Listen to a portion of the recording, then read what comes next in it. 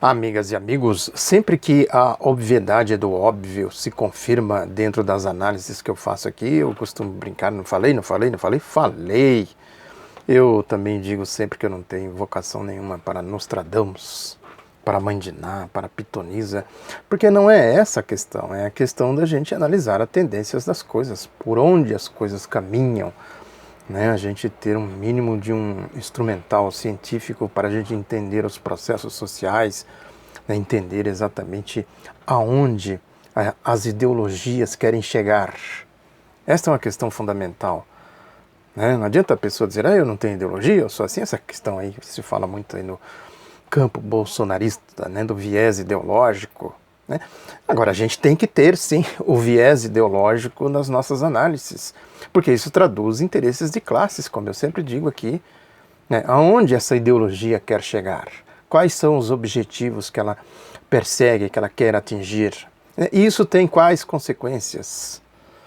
Né? Tudo isso a gente tem que ir, né, analisando, né, e fazendo os diagnósticos e os prognósticos com base exatamente na ideologia, o conjunto de ideias que move, né, determinadas classes sociais, determinados segmentos, determinadas orientações políticas, determinados programas de governo, né, determinados métodos de governo.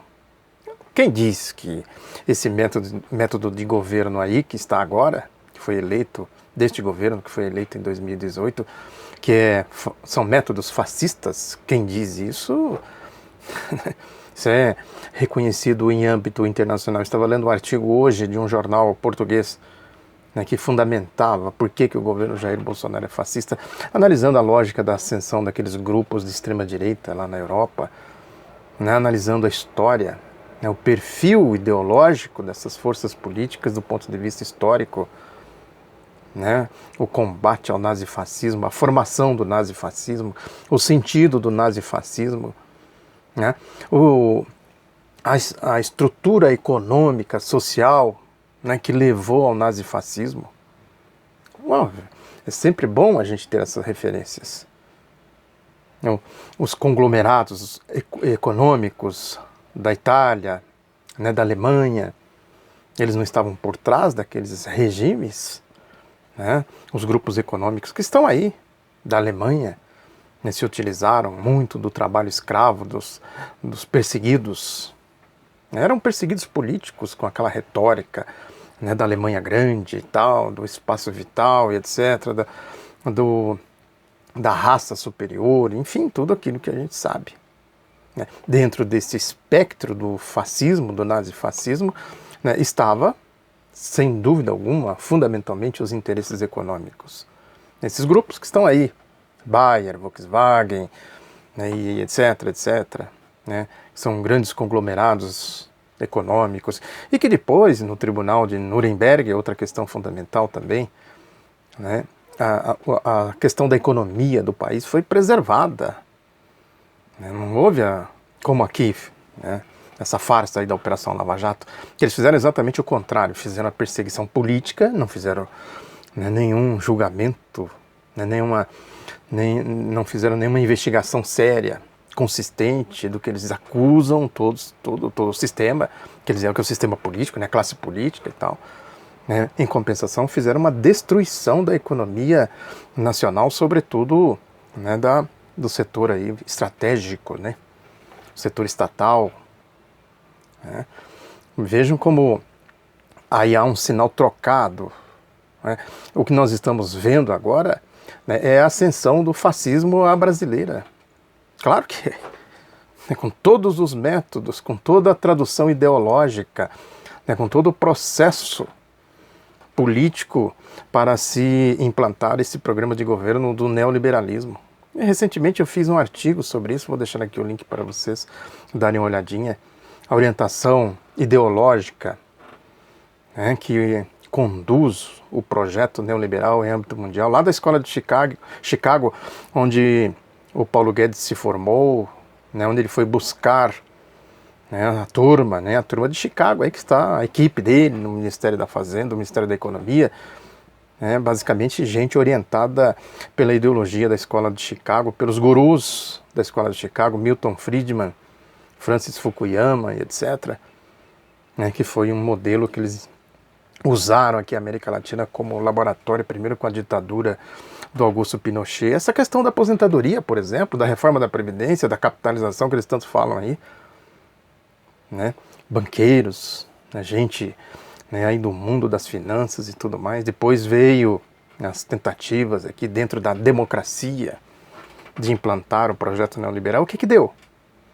Eu sempre falo aqui, cadê os Salinas de Gortari, Sanches de Lozada, Carlos Pérez, Bolívia, Venezuela, Carlos Pérez na Venezuela, Sanches de Lozada na Bolívia, Carlos Menem na Argentina e outros tantos.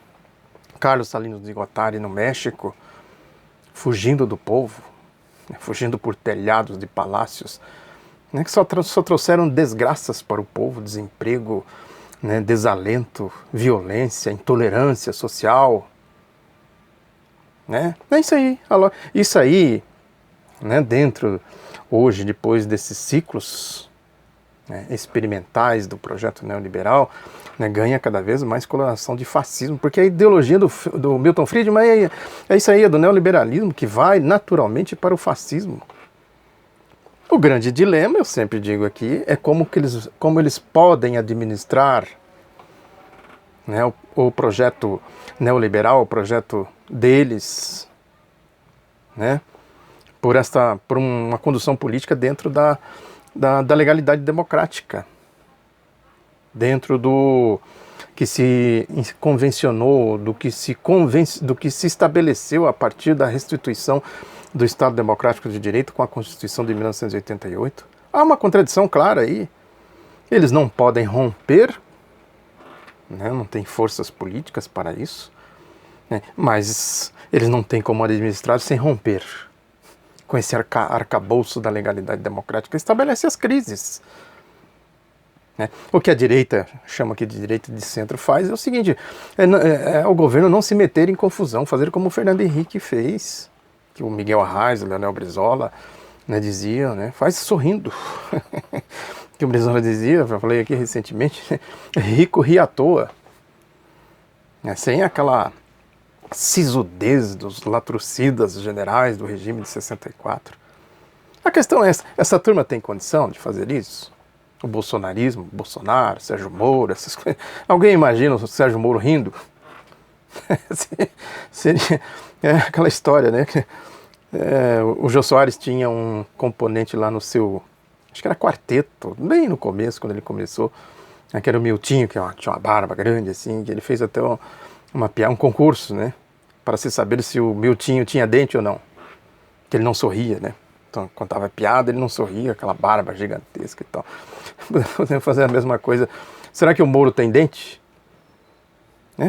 As risadas do Bolsonaro, aquelas coisas aí. Enfim, gente mal-humorada, gente que está sempre enfesada. O sentido do termo é isso aí, está enfesada, cheia de rancor, de ódio, cheia de hitlerismo, de mussolinismo, de fascismo, de neoliberalismo. O povo é outra coisa, o povo sorri, o povo vai pro carnaval, vai pro futebol, tem outra ideologia, tem outra ética, anda de cabeça erguida, Peguem aí os discursos do ex-presidente Lula, por exemplo, como que ele falava com o povo, como que ele dialogava com o povo. A grande diferença, são afirmações de quem tem convicção do que está falando, de que está no rumo certo da história. São os quequequés lá. Pega Deltan Dallagnol, Robertson Pozobon, Carlos Fernando Santos Lima. Olhe bem para a cara deles, e faça um exercício de raciocínio. Esse tipo de gente aí tem alguma condição de falar em ética, em moralidade, essas coisas todas? Aí a bomba que explodiu aí do bolsonarismo. É aquela história, falei. O bolsonarismo é essencialmente lavajatismo. É lava-jato? Claro que é lava-jato. História de falar uma coisa e fazer outra. A Lava Jato virou uma ONG. O bolsonarismo é uma ONG.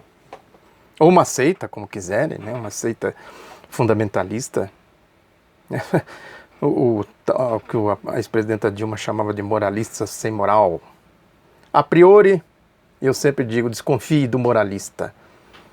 Ninguém precisa sair por aí pregando que é ético, que é moral, que faz isso, faz aquilo. É a prática. Evidentemente que se alguém te ataca, você se defende, né? Isso é outra coisa. Tem até um meme que circula aí na internet.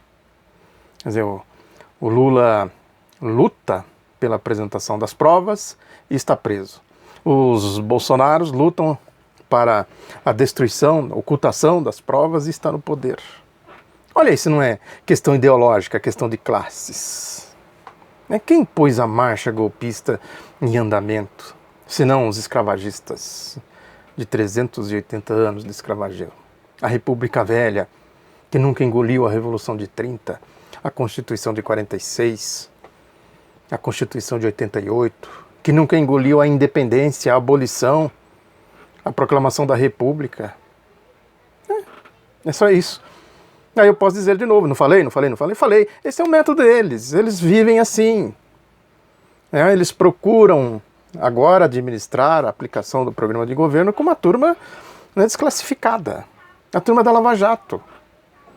A turma que sai por aí com a bandeira nas costas, minha bandeira jamais será vermelha. Somos todos Sérgio Moro, somos todos Lava Jato. Qual é a classificação que essa gente tem para tocar adiante um programa de governo?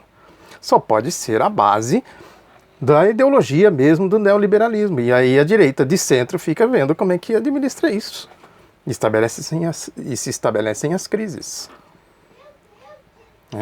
Tem um editorial do jornal Folha de São Paulo hoje que diz que hoje é o dia... Como é que é o negócio aqui? É o dia da intolerância, né? Dia 21 de janeiro. É o Dia Nacional de Combate à Intolerância Religiosa, na verdade. E a Folha faz um editorial falando exatamente de intolerância, que diz aqui que o espírito conflagrado das eleições criou um ambiente favorável a manifestações abertas de ódio. Aí cita aqui o caso de São Paulo, do estado de São Paulo, que de julho a novembro do ano passado, conheceu o aumento expressivo e consternador dos registros de crimes relacionados à intolerância. Nesses meses, mostram dados obtidos por esta folha, a média de ocorrências de tais delitos mais que triplicou na comparação com o primeiro semestre de 2018. O número saltou de quase 5 episódios por dia para pouco mais de 15. Aí diz que as informações constam de boletins policiais de crimes como injúria, calúnia e lesão corporal motivados por alguma forma de intolerância racial, religiosa, por origem, etnia ou cor, além de homofobia e transfobia. Aí vai dizendo que tal comportamento, lá na frente diz, tal comportamento atingiu níveis bárbaros em episódios como a facada desferida em Jair Bolsonaro, PSL, em setembro, e o assassinato de um defensor de Haddad e PT no mês seguinte. Aqui põe um sinal de igualdade entre as coisas, como se uma coisa tivesse a ver com a outra, a facada no Bolsonaro e o assassinato daquele senhor lá em Salvador, aquele episódio de intolerância, de coisa. E a Folha, olha aí. Agora a questão é essa, quem é que dissemina ódio? Acabei dizendo aqui, pela ideologia. A discriminação, ela é social e ela tem transversalidade. Sempre digo isso aqui, vai para os setores mais vulneráveis da população, onde estão as conveniências sociais para a discriminação, os negros, as mulheres, a população LGBT, os indígenas, essas coisas todas. Quando se fala de inclusão social, que é outra coisa, ideologia da esquerda, socialista, progressista, democrática, de sentimento de pertencimento. Todos pertencemos a este conjunto. E aqui a gente tem que viver com tolerância, respeitando uns aos outros. Aquela história que o Oscar Niemeyer dizia, que a vida só faz sentido se vivermos de mãos dadas. A ideologia da tolerância, que é outra coisa, da civilização, dos saltos civilizatórios, que eu sempre digo aqui, pela ideologia dos fascistas, dos neoliberais, da direita, desse clube privado. O ideal seria viver como se vivia no escravismo, Casagrande e Senzala. Tem Sempre falo aqui das obras do mestre Clóvis Moura, que aborda e se mostra, quando se diz, o PT, PT, PT, PT. O PT conflagrou a sociedade, estimulou a luta de classes, né, criou o nós contra eles, que é os editoriais, o discurso de cachorros loucos. O que o PT, PT, PT fez? Simplesmente fez isso, incluiu o indígena, vem pra cá. LGBT, você também, cabe aqui, negros, mulheres, todo mundo aqui, vamos ver como é que a gente cria aqui igualdade social, né, igualdade vulgar, né, como é que a gente faz uma sociedade democrática, tolerante, desenvolvida, progressista e tal, é isso aí. Aí o que os fascistas fazem? Olha aí os comunistas, olha o marxismo cultural, olha o Gramsci, olha não sei o quê. Olha aí, querem fazer aborto, querem isso, querem aquilo, querem destruir a família, querem não sei o quê, vão todos para o Bahamas. Não é à toa que a depravação verdadeira da sociedade, os depravados da sociedade, de todos os pontos de vista, né? Econômico, social, moral, religioso, etc., tudo foi para o lado de Bolsonaro. Não é à toa. São afinidades ideológicas. Eles vivem assim. E, consequentemente, fica, é corrupto, é ladrão, é não sei mais o que. Provas, meus amigos fascistas, bolsonaristas, cadê? Né? Fatos concretos, não é lavajatismo, não é morismo, não é Deltan Dallagnol, aquele PowerPoint indecente de Dallagnol, não é isso. Coisas concretas. É isso que eu sempre digo aqui, tem um mundo fake, que não tem nenhuma correspondência com a realidade, e em cima desse mundo fake eles criam as subjetividades que ficam difundindo dia e noite, pelos aparelhos ideológicos, as seitas, a mídia sobretudo, Goebbels, nazismo, marketing nazista, de transformar mentiras em verdades à força da repetição.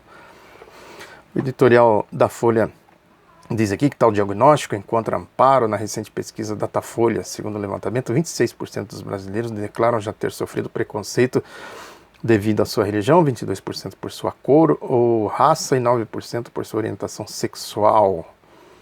Né? E vai por aí afora. Na mesma Folha tem um artigo da Damares Alves, a ministra da Mulher, da Família e dos Direitos Humanos e pastora da Igreja Evangélica da Lagoinha, Minas Gerais, e do Sérgio Augusto de Queiroz, que é secretário nacional de Proteção Global do Ministério da Mulher, da Família e dos Direitos Humanos. Fala exatamente dessa questão aqui, que o Dia Nacional de Combate à Intolerância Religiosa. O título do artigo deles diz, é assim, pelo fim da intolerância. O subtítulo diz, as diferenças religiosas não podem nos separar. Ela vai dizendo aqui, eles, né, são os dois autores, que é sempre bom lembrar que somos um país laico, ou seja, o Estado brasileiro não possui uma religião oficial, como acontecia até a proclamação da República. Isso não significa que somos um país contrário à religião, mas que todas as expressões religiosas devem ser igualmente respeitadas. Além disso, nunca é demais enfatizarmos que no Brasil a intolerância religiosa é considerada crime previsto na lei e tal. Aí ela elogia o Bolsonaro, que sancionou, promulgou a lei, agora recentemente, de respeito à diversidade ideológica, com o sentido de garantir o princípio constitucional e tal. Ele garante ao estudante, em razão do exercício da liberdade de consciência e de crença, o direito de, mediante prévio e motivado requerimento, se ausentar da prova. Essa questão, um detalhezinho aqui, né?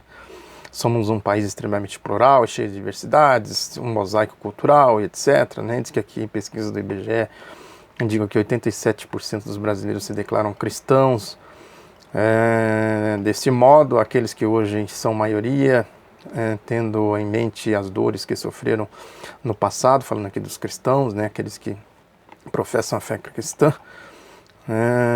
decorrência de discriminação, da perseguição e da violência, elevando a voz contra toda injustiça. O ministério dela lá tem a atribuição de implementar políticas públicas que visem a promoção do respeito à diversidade, resultando no enfrentamento aos preconceitos e discriminações. Né? Aí ela diz, as tantas aqui, ela diz que os cristãos foram perseguidos lá no início e tal, enfim, fazendo aí essa defesa do cristianismo como se fosse aquela história, né? O cristianismo hoje é uma bandeira que se transformou basicamente em ação política, né? E as outras religiões, né? As outras questões sociais. Não adianta falar tudo isso aqui e ter uma política de discriminação, né? Sem levar em conta as outras transversalidades, questão social, questão econômica, questão de renda, né? Questão de inclusão e tudo mais. O cristão de verdade, o religioso de verdade, ele pensa assim, né? Nos outros, tem o espírito da fraternidade, né? Da tolerância. O que a gente mais vê nessas igrejas aí, da Damares inclusive, conhecida essa igreja aqui, anda lá com Deltan Dallagnol, fazendo pregação fascista. Tem aí na internet, tem um episódio inclusive, uma parte da igreja deu as costas para ele, né? Pregando Lava Jato, a corrupção, né? Isso aí é essa ONG que se transformou a Lava Jato de meio de vida, fonte de renda, né? Quando se fala, portanto, em intolerância religiosa, é preciso considerar tudo isso. Ser tolerante não é só pegar a Bíblia e sair por aí pregando. Isso falei, já Jeremias falou isso, Malaquias falou aquilo outro, né? Não sei quem mais falou e tal. Fica essa pregação estéril, sem consequência, sem correspondência com a realidade, com o sofrimento dos setores da população vulneráveis, que são vítimas de 388 anos de escravismo, né, vítima desse clube privado, da lama, da corrupção, vítima do fascismo, do neoliberalismo e etc, etc. Né? Ser contra a intolerância, combater a intolerância, é levar isso é na prática que se faz as coisas. A tal da autocrítica, né? Nós estamos criticando aqui a sociedade, agora critique, faça na prática, senão fica nesse mundo fake aí. Esse mundo da subjetividade, da pregação vazia, que ninguém mais do que essa ministra Damares Alves aqui, né, expressa exatamente isso, a hipocrisia. Essa turma aí, né, que vão para as igrejas e ao mesmo tempo vive aí na mundanice, da dupla moral, a moral pública e a moral privada, né, a dupla face. Ela vai falando. Enfim, tem um artigo dela que é deles, né, dos dois aqui.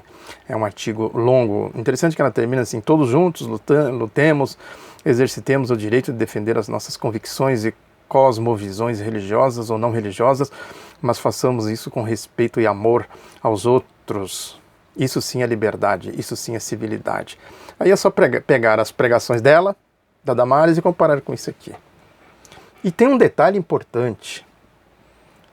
Esse preceito do respeito à diversidade religiosa, né, quem propôs isso foi um deputado comunista, o Jorge Amado. Aqui na biografia do Maurício Grabois tem isso aqui detalhadamente. Na Constituição de 46, depois isso foi ratificado na Constituição de 88. De verdade. O respeito religioso tem que ser de verdade, não é? Eu respeito, mas ninguém toca aqui na minha religião. Eu faço o que eu quero, faço a bandalheira que eu bem entender e tal, essas seitas aí.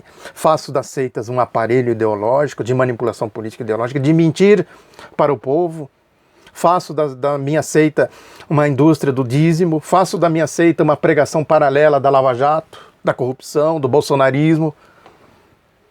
De mentir para o povo, de sair por aí, minha bandeira jamais será vermelha e tal. Isso sim é intolerância. E a intolerância vai também para a questão econômica.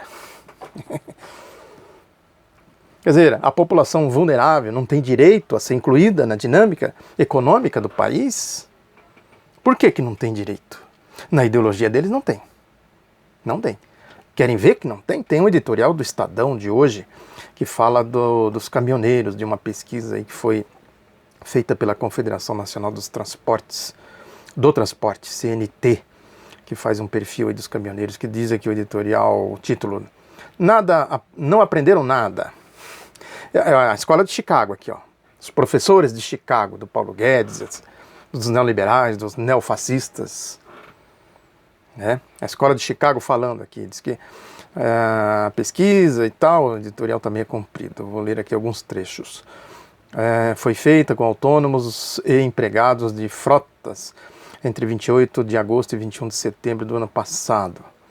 E lá na frente tem os dados que realmente interessam, que diz que a renda média líquida dos caminhoneiros é de R$ 4,4 mil, sendo a dos autônomos de 5 mil e de 3.700 a dos empregados de frota. Quer dizer, está mal escrito aqui, padrão Estadão. A renda média líquida dos caminhoneiros é de 4,4 mil. Os autônomos e os empregados de frota ganham 5 mil e 3.700 respectivamente. Seria essa a formulação correta. Eles trabalham em média 11,5 horas por dia, 5,7 dias por semana. Queixam-se, e nesse ponto com razão, da insegurança nas estradas. 64% dizem ter sido vítimas de assaltos e roubos. Aí vai falando de outras coisas, fala aqui também do baixo valor do frete e da alta do preço dos combustíveis. E aí diz aqui o editor, é surpreendente que em quarto lugar o aumento do valor do frete, 26,2%, vindo à frente dele mais segurança nas estradas e juros mais baixos. Aí diz aqui, dessas 4 reivindicações, a única que não comporta discutir é a segurança, pois é sabido o risco que correm os motoristas nas estradas, especialmente os caminhoneiros. E apesar disso, o poder público nunca deu ao problema uma resposta satisfatória. Tudo bem, segurança tudo bem. Agora, quanto ao preço do combustível e o valor do frete, o governo não tem que se envolver nisso. A experiência demonstra sobejamente que toda vez que isso ocorre, os resultados são desastrosos. Desastrosos para quem? Para quem, cara pálida? A história do Zorro, né? O Zorro caminhava lá com o tonto, o índio, tonto. Quer dizer, Comanches à frente, tonto. Virar à esquerda, Comanches à esquerda, tonto. Virar à direita, Comanches à direita, né, tonto. Voltar, tal. Volver. Comanches na retaguarda, tonto. Estamos perdidos, nós estamos perdidos. O tonto que era índio disse, nós quem, cara pálida? Isso é um problema seu, o meu é outra coisa. É isso aqui, né? Desastrosos para quem? Quem tem de resolver essa questão é o mercado, olha aí, Chicago falando. Se ele não dá uma solução que satisfaça aos caminhoneiros ou qualquer outra categoria profissional que esteja em posição semelhante, cabe-lhes mudar de ramo. E é o risco do negócio. Por isso foi um erro do ex-presidente Michel Temer, que a patrocinou, e do Congresso, que aprovou a lei e tal, que possibilitou a fixação de um piso para o frete. O preço do combustível também foi baixado artificialmente. As autoridades cederam à chantagem dos caminhoneiros e tal, né? Aí diz que o principal motivo por se ter chegado a essa situação foram as concessões feitas àqueles profissionais durante os governos da presidenta caçada Dilma Rousseff, que lhes facilitaram a compra de caminhões. A abundância de oferta desses veículos levou inevitavelmente à baixa do valor dos fretes, de que agora se queixam os caminhoneiros. Eles nada aprenderam, pois 27,4% continuam pedindo juros mais baixos para o financiamento de seus veículos. É isso aí. Muda de profissão, vai ser mendigo, vai pedir esmola, vai virar assaltante, vai sei lá o que, filho. Você vai fazer? Vai pescar. Viver no meio do mato. Esse negócio de comprar caminhão, o governo ajudar, dar crédito e tudo mais para comprar caminhão. Isso a Dilma fez isso aí, ó. Tá vendo isso aí, ó? Isso é desastroso. É isso aí, né? Viu, ô tonto? Ô tonto! Isso é desastroso. O Estado estar a serviço, né, de uma política, né, de um programa de governo, né, o Estado tendo uma política de controle do mercado para incluir gente, vai trabalhar de caminhoneiro, ó, tá aqui, ó, compra um caminhão, vai trabalhar, a economia cresce, consequentemente cresce a demanda, precisa de mais caminhão, mais estrada e tudo mais, né, o Estado puxando, dando a dinâmica, democratizando a vida social, é tudo isso aí, a escala de Chicago. Vejam aqui no artigo que eu mencionei, que eu vou deixar aqui, exatamente qual é a ideologia, qual é a pregação dos papas, aí, dos prelados da doutrina dessa seita fascista do neoliberalismo, que é isso que nós estamos vendo sendo implementado agora aqui no Brasil. Muito obrigado pela atenção, divulgue o Outro Lado da Notícia, um abraço e até a próxima.